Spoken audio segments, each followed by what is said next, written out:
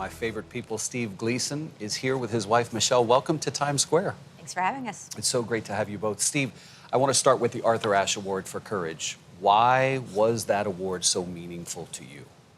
First off, David, Michelle and I would like to express our gratitude for you and all of the CBS Mornings team. We're grateful for your time, patience, and effort sharing our story. And we had a great time with you yesterday at the US Open. Thanks, y'all. We love you. The ESPY experience and ceremony were spectacular. While awards are nice, what was most meaningful for me was learning about Arthur Ashe and his approach to courage, and seeing the public response to the speech. But, for me, David, I'd say, what was most meaningful for me was Michelle and I having our kids with us. To have Rivers up on stage with me, and to have Gray on the red carpet with us. Those are moments to live for. Arthur Ashe's approach to courage requires acceptance with an open heart, rather than resistance. This is revolutionary in our culture. Arthur Ashe was a sports champion, but more importantly, he was a champion who united humanity, a champion for life and love. This perspective inspired my ESPY speech, titled, "The Courage to Love." To be courageous, we must first experience any one of the many faces of fear. The truth is, no human is immune from fear or adversity. It's clear to me that we're all in this together. We are all citizens of the world. Given our interconnectedness, the greatest aspect of our human purpose is to generously help, serve, and love others. So, to that point, what was it like for you seeing him up on stage with the kids to receive that? So, yeah, we got to, Gray is our 5-year-old, so she was invited to the red carpet, and she's very excited to wear a dress. So it was exciting to see her on the red carpet. And then Rivers is our 12-year-old son, and that was my favorite part. He got to walk Steve up, and he got to position him, and he was super nervous before, as was his mom. But he walked up there with Steve, and he was stoic, and he, put his hand on Steve's shoulder, and they together, I think, really moved the crowd with his words, and the way Rivers was absolutely magical. It's one of the most prestigious awards in sports. For you as a wife, a caregiver, a mom, to see his name now receive that award meant what to you? Steve has won a lot of awards, so I'm kind of used to him getting all the awards, but this one, I was really proud. And Steve has lots of times this life is very difficult. It's not, he wins awards, but he has to live a very, very difficult and courageous life. And so to see him up there receiving something like that, it gives us kind of the momentum to keep going and fighting the way that he does. So it was awesome. I was super proud of him and Rivers. Steve, in the book, your wife, Michelle, has described your diagnosis as you going from frustrated to fearful to angry. Where are you now? In the book, I share the experience of losing everything, including the ability to move, talk, and breathe, to ALS. Throughout this process, it was my intention to share these experiences in a real and honest way. I detail my most vulnerable and harrowing experiences. The readers will see that 13 years of living with this gnarly disease, and I'm over a decade past my expiration date, so I have the wilderness of fear tattooed all over me. Through the process of losing control of everything, the one thing that seemed to be at least somewhat in my control was my mindset. Inspired by people like Viktor Frankl, a concentration camp survivor, I chose to find ways to train my mind toward peace in the midst of fear. It was the greatest investment I've made in my life. Where am I now, David? I like to think of ALS as something of a postdoctorate research project on being human. It's like I'm investigating What can people do to move from fear to freedom, from suffering to strength, from loss to love, or from hell to heaven? In the book, I outline the process of training my mind to find gratitude and delight in hardship and adversity. Toward the end of the book, I say, I have discovered strength and beauty within the process of being completely broken. This body may be a prison, but my mind is free. The profundity to your words are so deeply moving. Where are you on that question? I'm all the words that you said earlier. I'm still frustrated, angry. It's difficult. I have not transcended all like Steve has, but I'm also able to move and talk and feel. I am proud of him for where he is, because I really can't imagine, being around it. I can't imagine being, having to do what he does every day. But being on the other side, I'm still taking care of the kids, helping with him, more in a real world, and wishing that he could do more for him, more for me, more for the kids. At the same time, so grateful that he is here with us and able to do all he does for us. But it's real life. It's really difficult, and it's frustrating and sad. But we also get to be here. We get to be getting the awards. We get to go to the U.S. Open. We get to spend time with our kids. Like, our life is, all over the place. And at times, I wouldn't have it any other way. In many ways, Michelle, using those words and those analogies and those examples, you have as normal a life as you possibly can. Absolutely. And that's what we try to do. We are as normal as we can be in this, crazy, as Steve says, this crazy, wonderful life. We are surrounded by our kids. We are surrounded by our family and friends, that we have such a great team around us that, help make us as normal, have a normal life as possible. But it is abnormal in lots of ways. Steve, the average survival rate for someone with ALS is 3 years. 20% of people live 5 years. 10% of people live 10 years. And 5% live 20 years or longer. You were diagnosed 13 years ago. I say all of that to say that your longevity to me is both inspiring and fascinating medically. Why do you believe you're still alive? Why am I alive? It's a great question for anyone to ask themselves. What makes life worth living?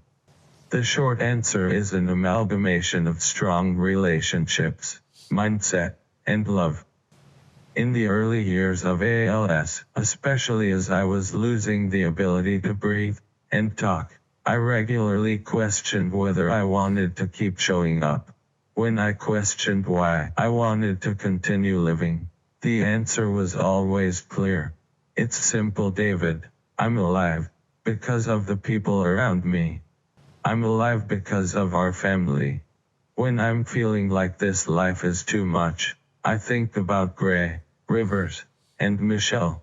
They motivate me to continue and love the life we have. Additionally, I'm alive because of the other strong relationships in my life. People who have been in the trenches with me. Caregivers, friends and family that I've been able to lean on, collaborate, learn, and grow with. Many of these people, including my family, practice meditation with me. This practice helps train the restless mind, connect with reality as it is, and move from fear to freedom. These are people who've been with me through the darkness and the light. Without these people, who I'm lucky to have, I would have been dead years ago. Thanks to these strong relationships and support from communities around the country, my family, my wife, Michelle, and our children, Rivers and Gray, and I, are living a fulfilling and meaningful life. How does it feel to hear him say that about you? I already know it, so it feels still good hearing it, and it's true that the people and family and friends that we have, caregivers around us, are the reason that we still can succeed in this life. It seems to me, having met you recently and not knowing you terribly well, but well enough, that you have a sort of protective armor suit that you wear that keeps you moving, keeps you smiling, keeps you thinking. What happens when you take that suit off? A little chaos. I think everyone in here besides you knows that. Yeah, I think that I have to have some of that to get, through every day. Yeah. But yeah, I'm. Do you give yourself space and time to yell and cry and complain and be normal? I complain daily. I came in here super nervous about this and complaining about, I'm completely normal and crazy, and I'm just trying to perform for the camera here right now. And all of that is great, but when you're not trying to perform and Yeah. you're at home, over the course of this journey, how have you been able to keep it together? Is it therapy? Is it meditate? What do you do? It is, it's humor, and we've talked about it before. We are as real as it gets, and we are, really real, transparent, honest, and that's, in the book and the documentary, if you would read or see any of that, we are as real as we can be. There's, yes, if you've read the book or the documentary, you see we have no, I'm talking about a protective coat, but really, for those who are around me and I trust and love me, like, we are very open about almost everything. And so that is the way that we have gotten through, because otherwise, you can't, I can't exist without people to lean on, but being honest about all of this. This is hard, this is scary, this is, depressing. At the same time, we laugh more than, we laugh all the time, and that's really what has gotten through as well. Steve, you spent 2 years writing this book, and you used your eyes to do it. And I know that your eye muscles are deteriorating. I'm just curious about your fear surrounding that moving forward. As we know, the circumstances of life are always changing. While the decline of my eyes is a topic in the book, this is a real-life, ongoing challenge for me, my family, and everyone in our orbit. I've encountered pretty much all the fears of the human condition, I think. Living with ALS is something I like to think of as a research project on pain, suffering, freedom, and contentment. After 12 years of using my eyes to do absolutely everything, including write a 20-chapter book on tablets like this, my eyes are weakening, so my speed of communication is decreasing to painfully slow rates. I have often said, until there's a cure, technology is the cure, but will the cure, paradoxically, be my demise? The most encouraging new frontier in technology is Brain Control Interface, or BCI. Brain control interfaces have the potential to allow me to continue to communicate and control devices using just the language parts of my brain. Even if I lose the ability to move my eyes, I'm being evaluated now for when this technology becomes available. This new possibility inspires me to keep showing up and keep exploring. I've been fortunate to live an extraordinary life after being given a terminal diagnosis. Along the way, I've encountered thousands of existential moments where I've stepped into the foggy unknown, not sure what the outcome would be. My current situation with my eyes is similar, so what I ask myself is, can we, with all of the support and ingenuity surrounding us, find a solution? And, if not, can I transform and be with what is? Amen to that. Michelle, you are radically candid in the book about things like intimacy, communication, all that kind of stuff.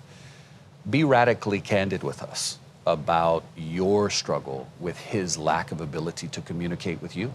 It is literally sometimes nearly impossible. I would like to say even his book is a 20-chapter book, and this dude tried to make it like an extra 6 chapters, just so you know. We had to cut out about 1,000 pages he wanted to put in. The communication is really, everything else, is difficult, but the lack of communication is is, it's really, really hard watching him try to communicate with the kids because everyone's so fast, watching him try to communicate with me because my patience level is not, as high as he wants it to be. But if, right now you're having one-on-one conversation, but this is, if you are having a real conversation with him, it's painfully slow. His technology doesn't always work. His eyes get tired. And, if some days I just want to be like, I just wish today we could have like a regular conversation to figure out the next week, just because, typing one letter at a time is difficult to get deep. It's difficult for right then and there. And again, when you have a 12-year-old and a 5-year-old, it's painful to watch because I know how much he wants to be communicating with them, because communication is, for humans, basically everything. We do have hope in this new technology, but it's kind of far off. So, that being said, too, the loss of his eye control is a scary, scary thing, because even though he can't communicate that much, he still can communicate. And so we're, every day just thankful that he's able to do what he can as well. Steve, in the book, you said that you were worried about how you interacted with your kids. And to that point, Peter Crone, who's a speaker on mindfulness, and I know a mentor of yours, said something that really was an aha moment. He told you that your presence alone is enough. And I wonder, based on that wisdom, what you believe now about that. Peter Crone, known as the Mind Architect, is a teacher and friend who has had a profound impact on me. I opened the book by pulling the reader right into the deep end of what life with ALS can be like. The scene begins. I'm in the shower, getting bathed by a caregiver, but our 3-year daughter Gray is crying hysterically on the bathroom floor right in front of me. I desperately wanted to do something to comfort our daughter. While she wailed audibly, my heart wailed silently, deep inside my chest. At times, like during Gray's meltdown, there is fear that I am not a good enough dad, that I am somehow unworthy of love. The desire to do something to prove my value has been a theme in my life, even before ALS. What Peter said, "Your presence is enough," was a miraculous turning point for me, as a father, and as a human. As humans, it's universal for us to think we need to do more or prove our worthiness to be loved, appreciated, and happy. It's hardwired into us from when we were kids. I was raised in a cult-like Christian fundamentalist church, where I learned that I was somehow separate from love, unless I was the quote-unquote good boy. It took 3 or 4 decades, and teachers like Peter, for me to begin to deconstruct and unlearn that false, dualistic perspective. I now know these are merely fictional stories that we have been told, or tell ourselves. As a result of unlearning these stories, I've been able to experience peace, freedom, and strength in the midst of chaos. Now, I like to say, I'm discovering my original goodness. This perspective has been, as I say in my book, my salvation in the present moment. To be present with and love all of life's circumstances and all people is the ultimate gift to myself and all those around me. It's beautiful, Steve. It's a lesson for us all, is what it really is. I want to talk to you about that legendary punt block back in 2006. Apparently there was more beer spilled after that than any other time. You call it one of your proudest moments.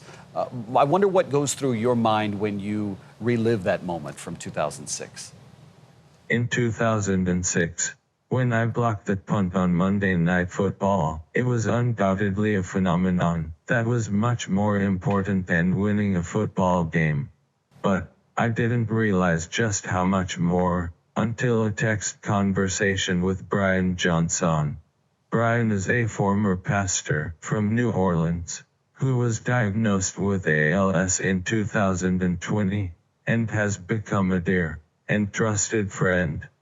In my book, I share our conversation and the impact and meaning it has had on the lives of tens of thousands of people, including me. Brian asked me, I'm curious, if you hadn't blocked that punt, do you think your reach and impact on ALS would be the same? This is the type of question that I've enjoyed pondering my whole life. My answer was, if I don't block the punt, I am probably not alive.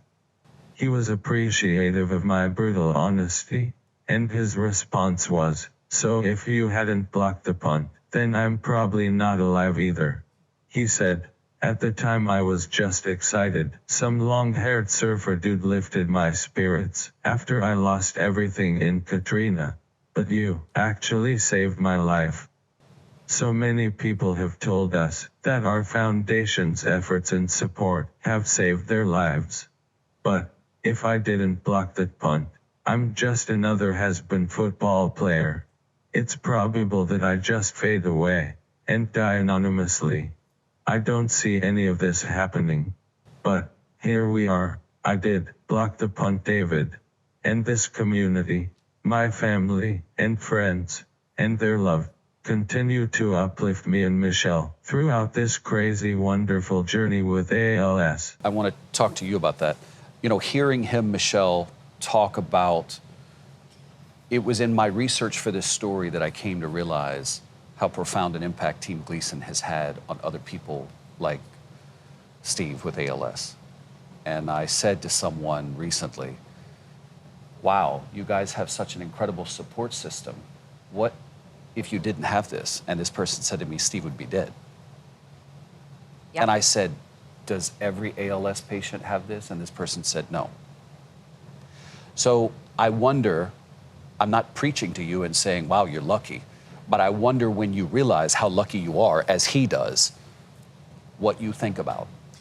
Well, I think that we realized how lucky he was already right when he got diagnosed. I mean, that we were going to do something rather than just live our own lives. I think that we knew that Steve had the platform in New Orleans and in Washington State just to start something, to start, bringing awareness around ALS.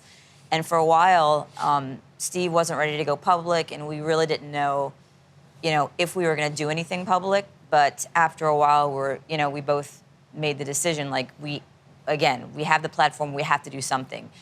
We didn't know that what we started this, 9 months after he was diagnosed, when we went public, what would happen, and all the lives that we have reached today. But we knew from that moment we had such a support team then, and our support team has grown exponentially.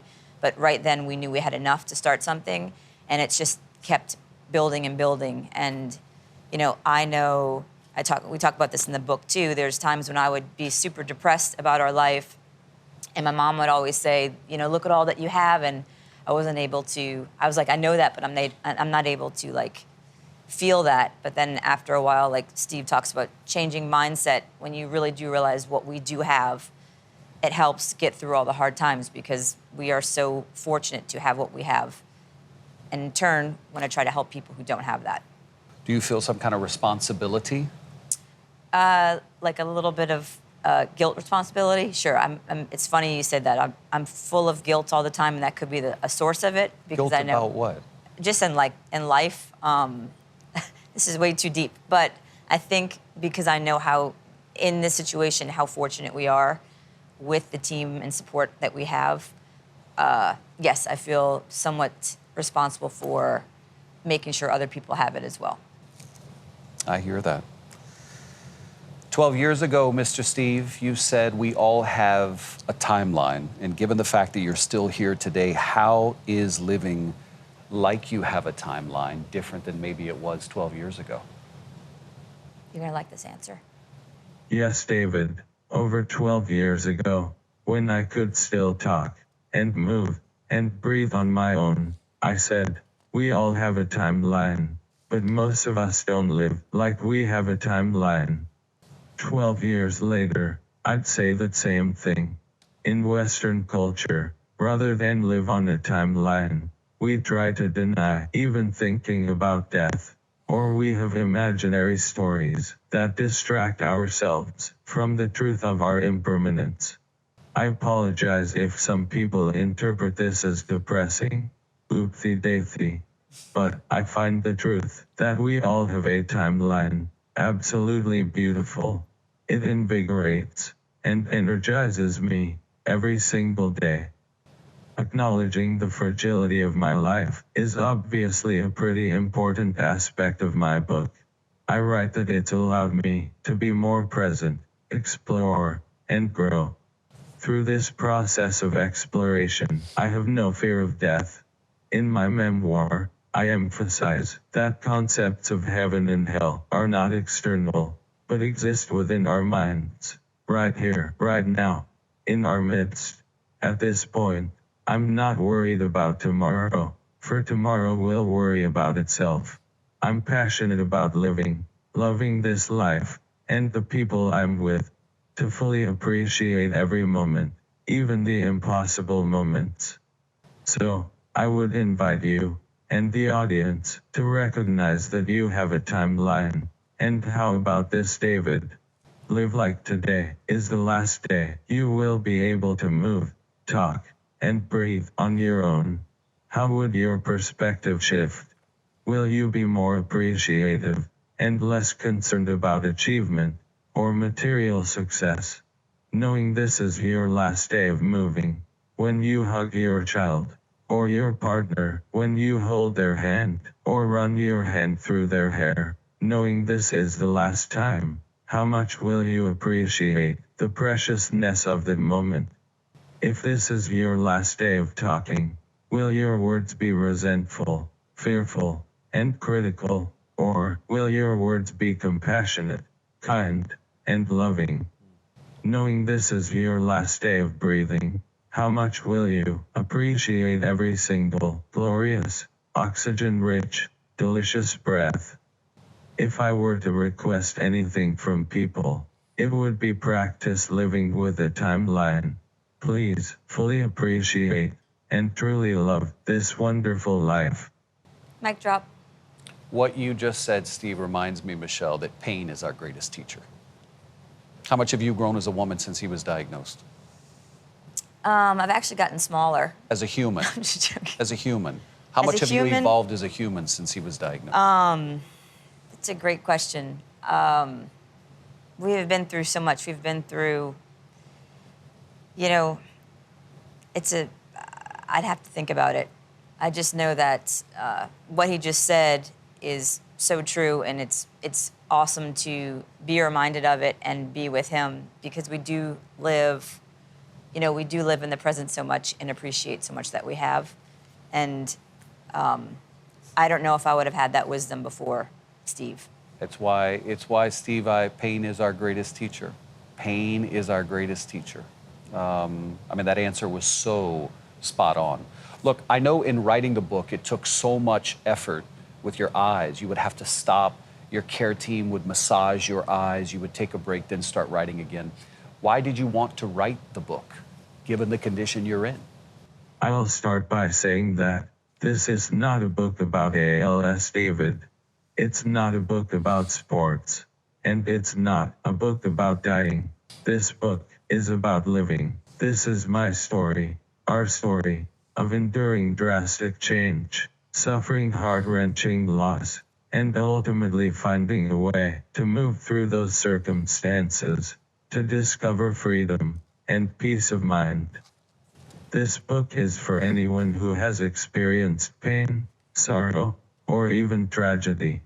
It was my intention in writing this to share what I have learned on this journey with others so that they, too, can love the life they have, no matter what circumstances they may be in. I'm obviously a little biased, but I believe this story is a human story, and my intention in writing it was to share the connection that we all have for anyone who might benefit from it. This is a book about seeing adversity as the ultimate adventure, and then finding the extraordinary within each of our own hearts, minds, and spirit.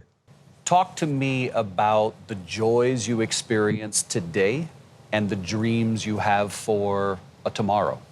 It's a great question for anyone to reflect on, David. Thanks. What are the aims and aspirations for the rest of my life? I think it comes back to what I shared in my speech at the ESPYs. I said, no human is immune from adversity, fear, or suffering. So, it's vital that we all, individually and collectively, discover ways to be courageous and love the life we have. I'm here to be a model of contentment for our kids, a kind, compassionate teammate to Michelle, and a good friend to everyone in our human family. And, for all the times when I screw it up, can I be courageous and say, I was wrong, I'm sorry, can you forgive me? So, I'll say that is my aim, David, to live in love with this wonderful life.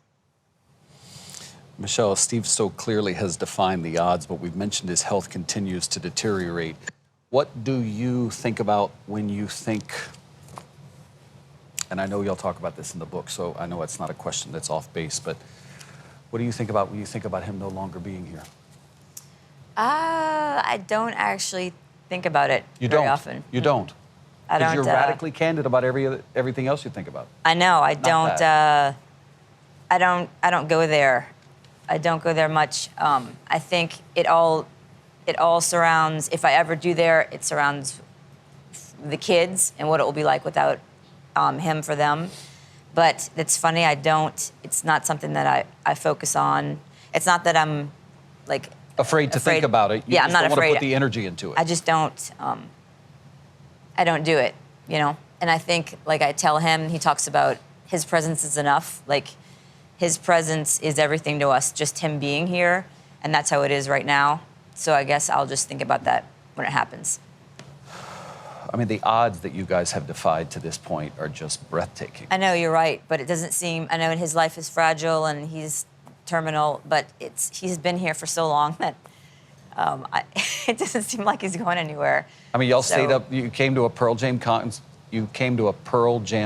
in New York City. Stayed there till about 1 a.m. Yep. Then went to the U.S. Open. Stayed there till about 10 p.m. And Steve was there the whole time. He was, and this is gonna we're gonna pay for it this week. I mean, like we're pretending like he's, he is basically an 150-year-old body. So he will be very tired for the next week, but Steve-O, well worth it. I love the fact that you can still smile.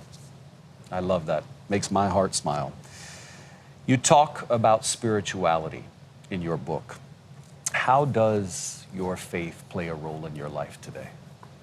I definitely talk about spirituality in my memoir. Sharing spiritual journey was one of the most vulnerable aspects of writing this book. I shared my story because it's been an influential aspect of my life. I wouldn't say I talk about faith. Rather, I prefer asking questions.